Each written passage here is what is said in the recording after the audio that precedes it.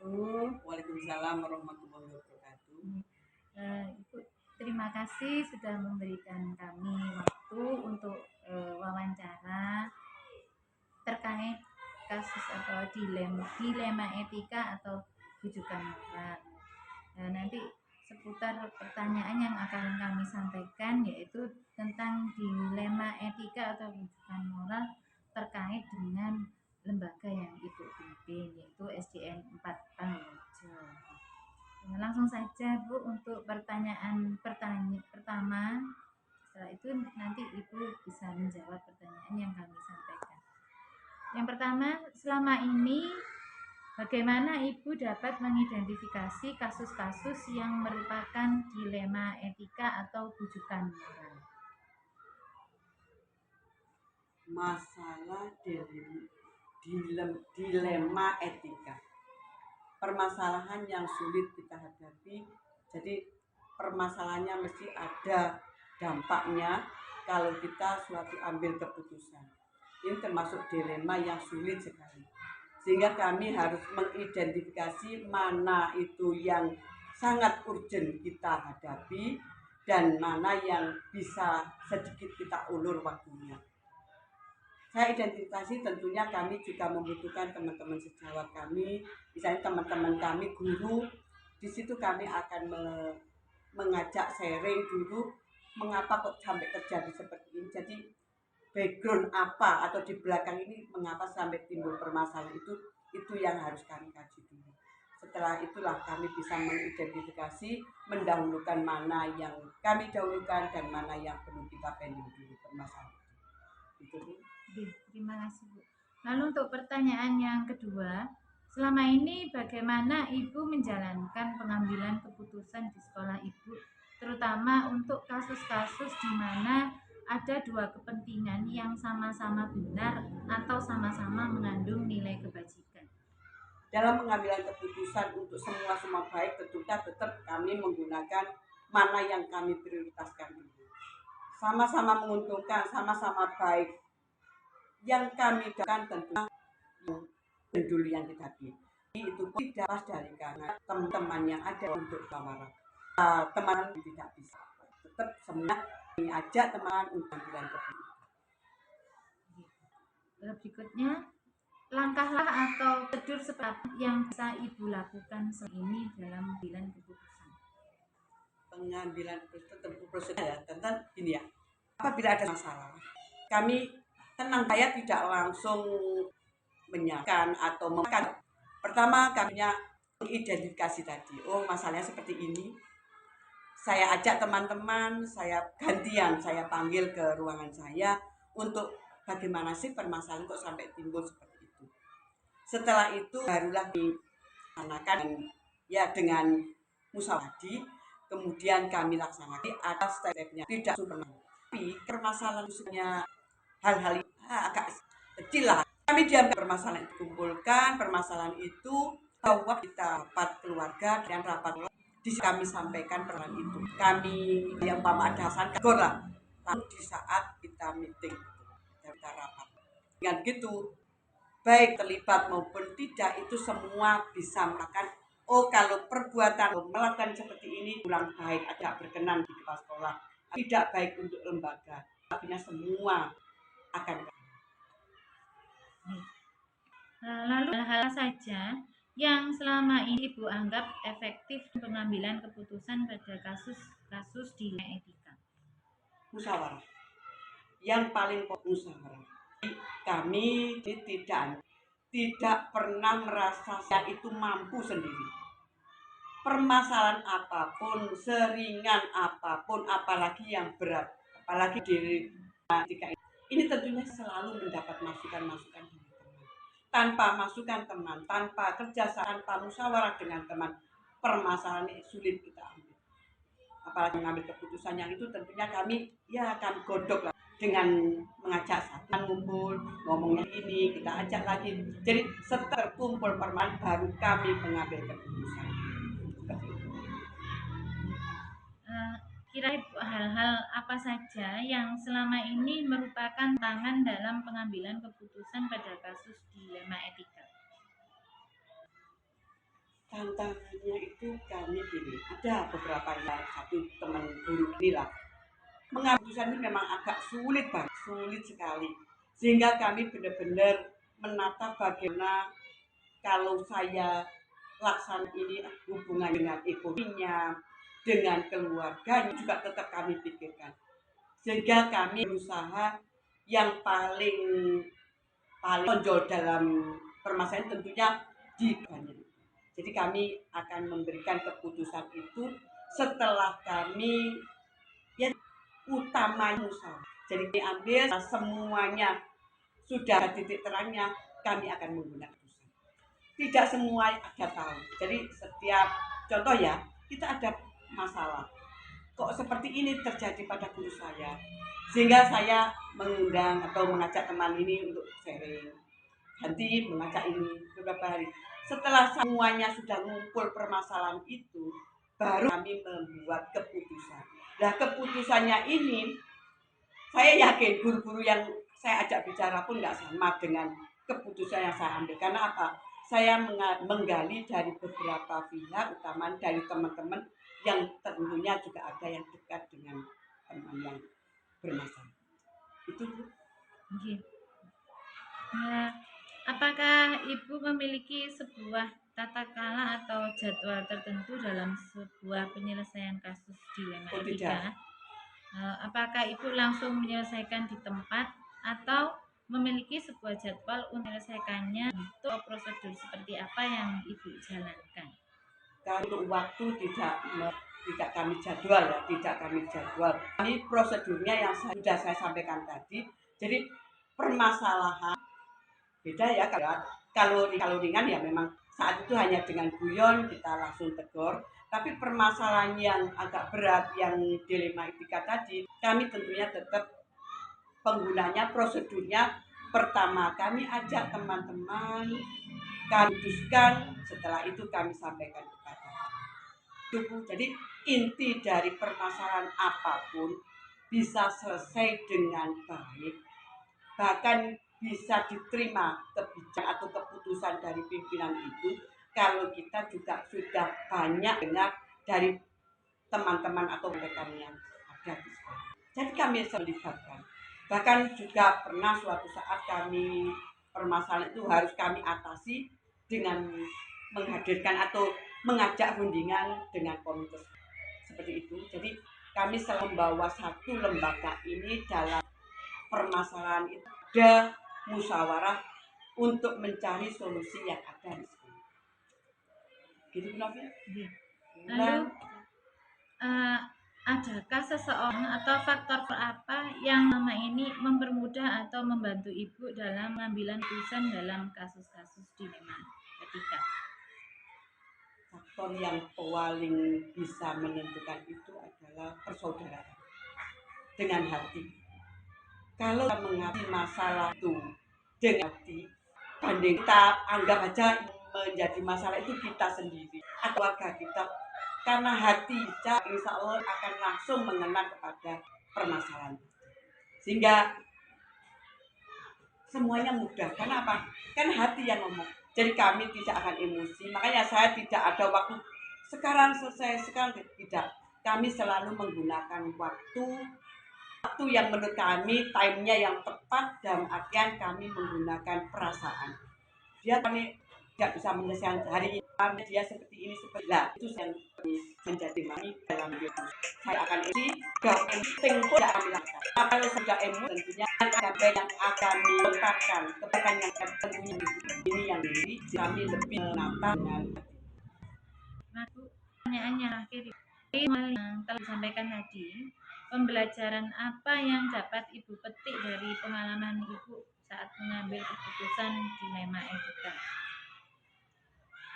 Pelajaran yang kami ternyata gini, manusia itu memiliki bermacam-macam permasalahan. Kita terapkan di sini. Setiap pimpinan harus punya merasakan semua itu mempunyai permasalahan berbeda-beda.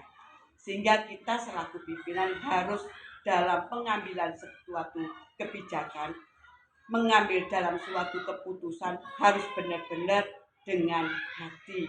Dan jangan lupa dengan musyawarah dengan teman-teman untuk menggali permasalahan yang istilahnya berjalan pada saat itu.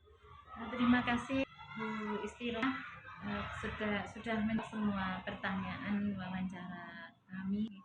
Ucapkan terima kasih atas waktu yang sudah diberikan kepada kami dan pembelajaran yang sudah kami terima, semoga bisa bermanfaat bagi kami semua. Terima kasih Bu, mudah-mudahan bermanfaat untuk panjenengan calon-calon pemimpin yang ada di sekolah kita. Amin ya rabbal alamin. Ibu, terima kasih. Kami akhiri sesi wawancara hari ini. Assalamualaikum warahmatullahi wabarakatuh. Waalaikumsalam warahmatullahi wabarakatuh.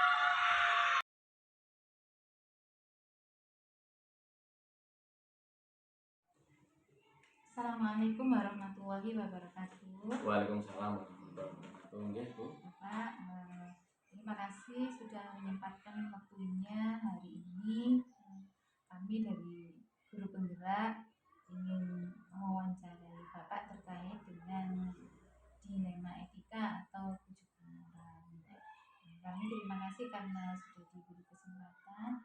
Nanti akan kami sampaikan beberapa pertanyaan yang setelah itu bisa Bapak jawab sesuai dengan lembaga yang Bapak pimpin, yaitu di SDN 2 langsung saja Bapak. Mungkin saya mulai dari pertanyaan yang pertama.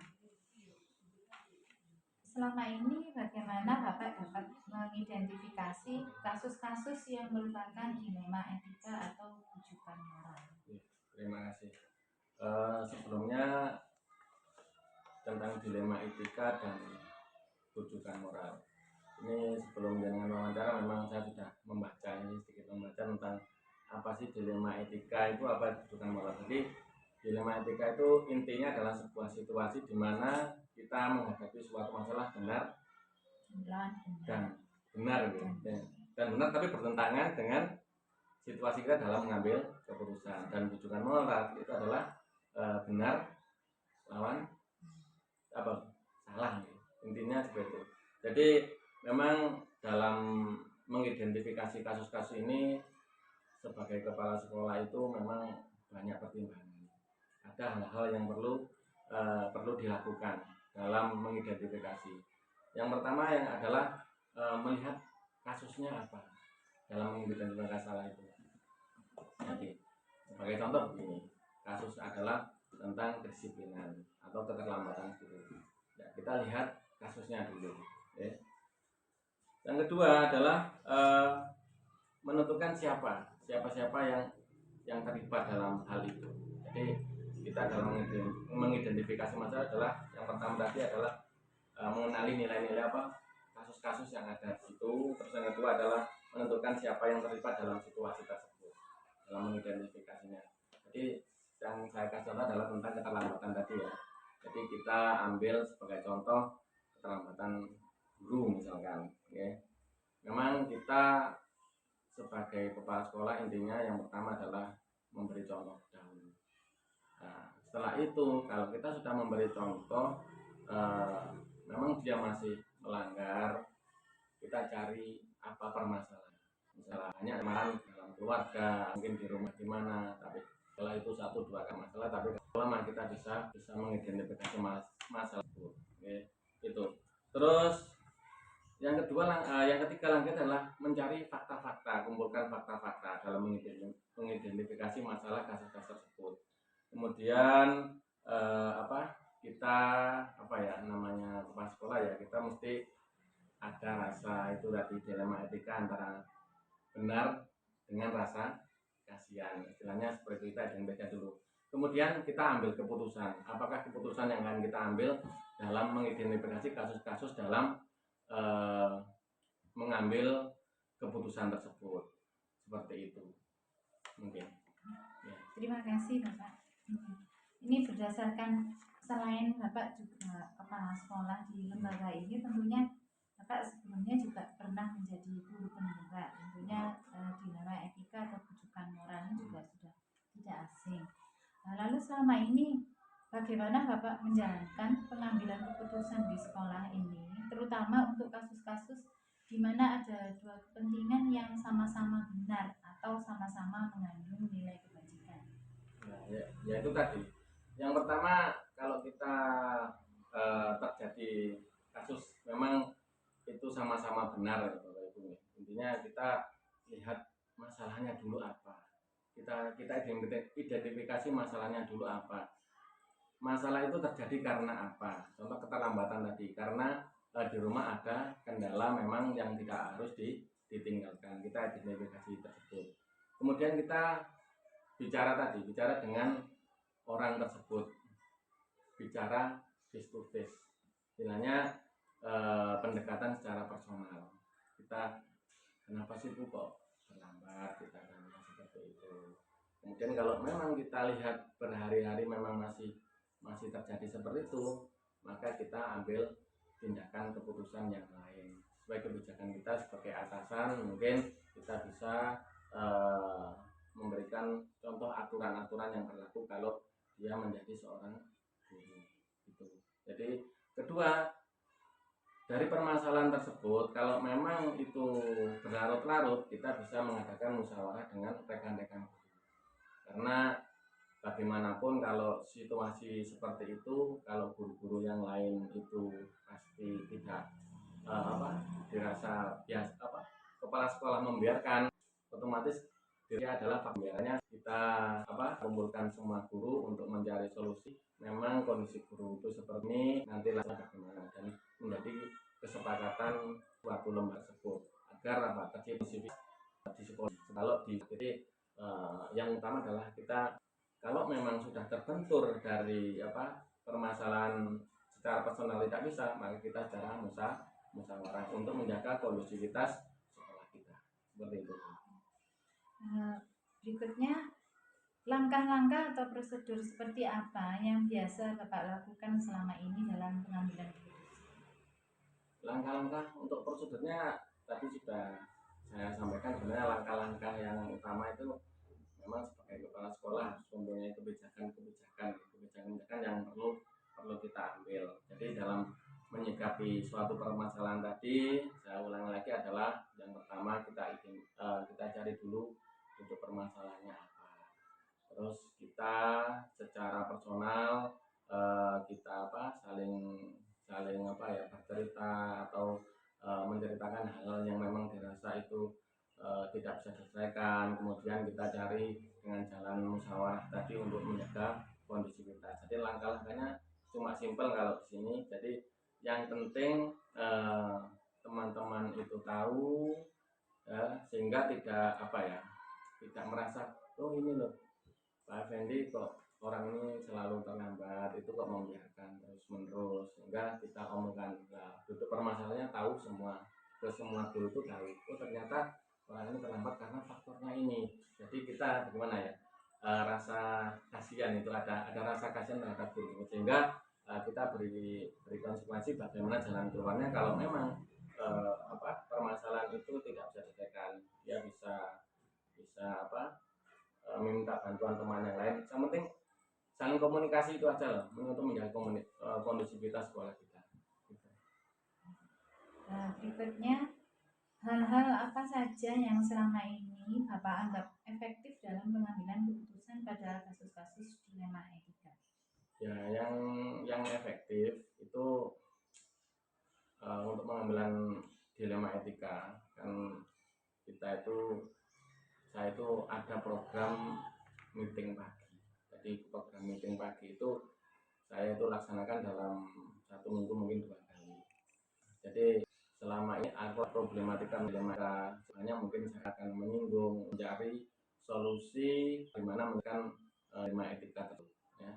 Jadi ya ininya sini saling bareng atau mungkin pada makan kita saling ngobrol. Jadi ada hal-hal yang saya anggap efektif seperti itu. Jadi kita tidak menjustis kepada seseorang tentang suatu permasalahan, tetapi kita yang kita utamakan adalah secara musyawarah dan menjaga kekondusivitasan sekolah kita itu tadi. Seperti itu. hal-hal apa saja yang selama ini merupakan tantangan dalam pengambilan keputusan pada kasus-kasus dilema etika? Ya, Tantangan apa yang sudah Bapak temui? tantangannya ya itu kadangkala ya selama ini kalau di saya itu memang tidak ada tantangan yang begitu besar nih, karena setiap permasalahan yang kami hadapi itu selalu ada keluarnya gitu.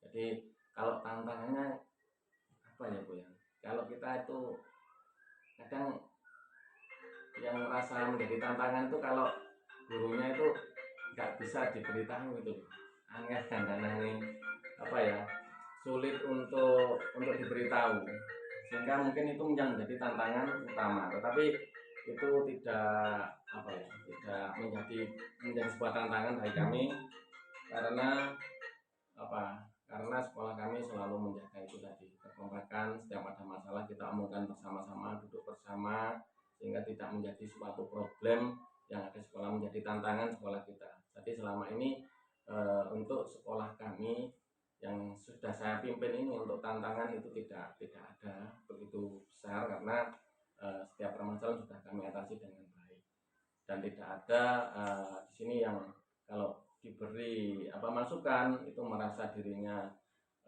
acuh atau bagaimana, enggak ada.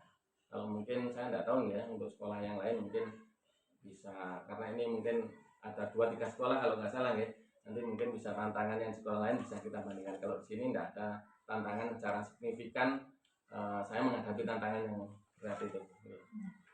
Berarti selama ini Bapak saat mengambil keputusan dalam kasus dilema etika ini tidak mengalami tantangan yang berarti, Ya, semua bisa teratasi dengan terima kasih. baik. Berikutnya Pak, apakah Anda memiliki sebuah tata kelola atau jadwal tertentu dalam sebuah penyelesaian kasus dilema etika? Terus apakah Bapak langsung menyelesaikan di tempat atau memiliki sebuah jadwal untuk menyelesaikannya, kayak bentuk atau prosedur seperti apa yang Bapak jalankan? Kalau menyelesaikan masalah itu, kalau di saya itu tidak ada memang jadwal yang mutlak atau jadwal tertentu. Yang mungkin kita bisa kondisional. Nah, karena suatu permasalahan itu tidak apa ya, kan munculnya tiba-tiba, tidak apa ya, tidak secara dijadwal, sehingga untuk menyelesaikan itu kita tidak ada pola. Kan suatu masalah yang kita ingin selesaikan, misalkan kita bisa menekannya, kita tahu pada forum rapat, forum guru, mungkin kalau itu mungkin ada permasalahan juga kan ini dengan wali murid ya, kita dengan sekolah tidak bisa, dengan guru tidak bisa, kita bisa mengundang pihak-pihak terkait yang bisa membantu kita. Contohnya adalah komite sekolah, bisa kita undang untuk menyelesaikan masalah tersebut. Jadi untuk masalah jadwal kita tidak secara kondisional. Jadi kalau memang itu perlu dijadwalkan, masalah ini tidak bisa diselesaikan, kita bisa menjadwalkan kapan waktunya, seperti itu. Jadi tapi yang utama di sini sekolah ini setiap menyelesaikan masalah yaitu dengan jalan, yaitu tadi bermusyawarah, tidak apa ya, harus kepala sekolah langsung mengambil kebijakan seperti ini. Kalau memang itu kebijakan masalah yang kecil bisa langsung kita selesaikan, tapi kalau itu masalahnya sangat besar dan mungkin tidak bisa kita selesaikan dengan saya bilang tadi, kita butuh pihak-pihak tertentu yang membantu kita untuk menyelesaikan masalah seperti itu. Adakah seseorang atau faktor-faktor apa yang selama ini mempermudah Bapak atau membantu Bapak dalam pengambilan keputusan dalam kasus-kasus dilema etika? Seseorang atau faktor-faktor yang selama ini mempermudah, ya intinya faktor-faktor yang mempermudah itu ya keluarga kita itu ya, yang ada di sekolah kita ini ya, bapak ibu guru, tenaga pendidik, komite, ini yang menjadi faktor yang mempermudah. Karena yang utama saya adalah menjaga kondusivitas sekolah, kekompakan guru-guru saya, sehingga apa ya, faktor-faktor itu yang akan mempermudah kita dalam menyelesaikan suatu masalah atau dilema etika yang ada di sekolah saya. Jadi intinya keluarga yang ada di sekolah ini, guru, tenaga pendidik, bahkan komite kita libatkan untuk mempermudah atau membantu saya. Nah, itu apa itu. ini untuk pertanyaan yang terakhir. Ya. Dari semua hal yang telah Bapak sampaikan tadi, pembelajaran apa yang bisa Bapak petik dari pengalaman Bapak mengambil keputusan dilema etika di lembaga Bapak? Ya, untuk pembelajaran yang saya petik ya. Jadi memang selama ini di sekolah saya itu belum menemui suatu permasalahan yang terlalu besar. Jadi mungkin ya pembelajaran dalam dilema etika ini yang utamanya adalah keterbukaan, komunikasi, ya, terus apa ya, pokoknya melibatkan semua yang ada. Kalau kita mengambil keputusan itu jangan sepihak, tetapi ya intinya kita harus saling bermusyawarah. Nah, bermusyawarah pun ya intinya tentunya kita dengan norma-norma yang ada kita harus sabar.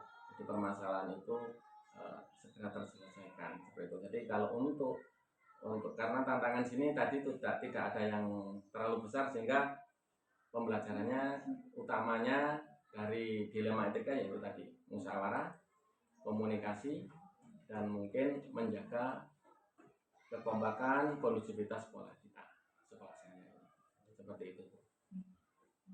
Terima kasih Bapak. Ini semua pertanyaan sudah kami sampaikan dan alhamdulillah sudah Bapak jawab dengan penjelasan yang sangat jelas sekali. Kami sampaikan terima kasih karena sudah dikesempatan pada kami guru penggerak. Semoga apa yang Bapak sampaikan tadi bisa bermanfaat bagi kami semua dan bisa kami terapkan ke depannya dan menjadi pembelajaran bagi kami nanti ke depannya. Kami ucapkan terima kasih banyak atas waktu Bapak. Semoga ke depan Bapak dan Bapak lebih sukses lagi. Saya juga terima kasih atas kedatangannya, dan alhamdulillah saya juga dapat ilmu yang baru tentang dilema etika. Meskipun saya pernah menjadi berpenggerak, tapi ya ini sudah cukup lama sehingga ini juga mengulang kembali ilmu-ilmu yang sudah saya pelajari itu, ya. Semoga kita bisa saling berkolaborasi, saling berkomunikasi tentang permasalahan tentang dilema etika dan pikiran moral ini. Oke, terima kasih.